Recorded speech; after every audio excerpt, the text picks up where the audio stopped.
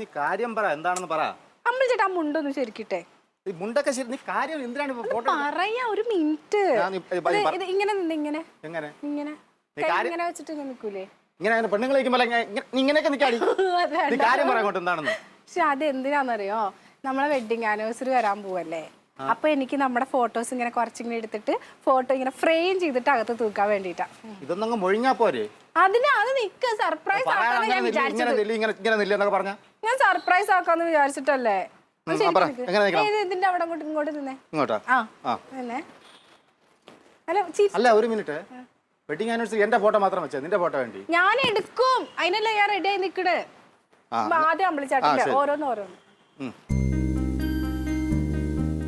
വേറെ പോസ്. ഇങ്ങോട്ട് നിക്ക്, എന്തെങ്കിലും ഒന്ന് പോസ് ഇട്. കുറച്ച് റഫ് ലുക്കിൽ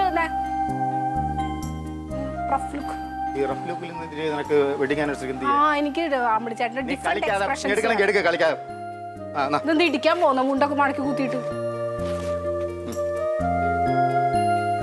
ആക്ഷൻ. ചിരിക്കില്ല please. Rough look, rough look. Pose. പിന്നെ എങ്ങനെ നിൽക്കണം? നീ പറഞ്ഞാ, നീ പറയും പോലെ പറ, എന്താണ് ചേട്ടൻ എങ്ങനെ? ചേട്ടോ ഇതെന്താ പരിപാടി? രാവിലെ ഒക്കെ ഭ്രാന്തള ചെയ്യുന്നു. ഞാൻ പോയിട്ട് വരാം. പോവാണോ? എടുത്തില്ലേ? അത്രയും മതി. വന്നിട്ട് ബാക്കി എടുക്കാം. വെള്ളം കുടിക്കണ വെള്ളം കോരി എടുക്കണേ.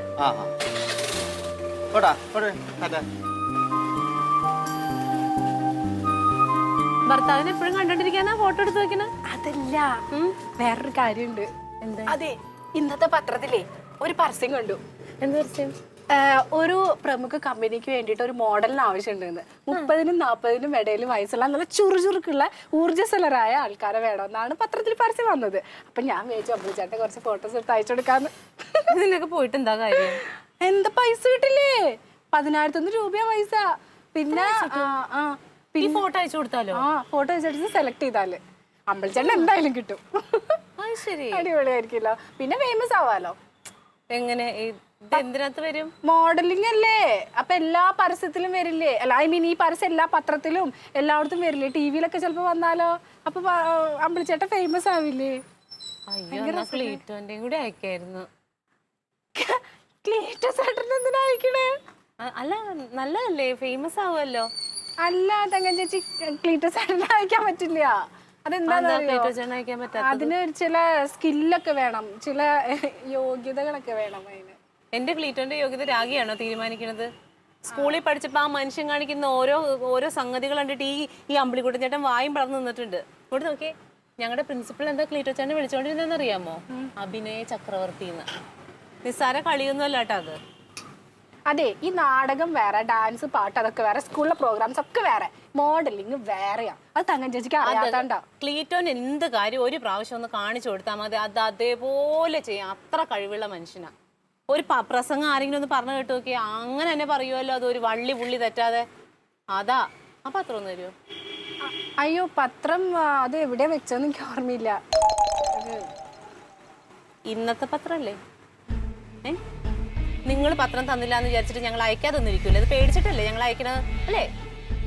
ഞാനേ വേറെ എവിടെയെങ്കിലും പത്രം കിട്ടുമോ നോക്കട്ടെ കേട്ടോ. ആഹാ, ക്ലീറ്റോന്റെ കഴിവുകളാണോ തീരുമാനിക്കണം?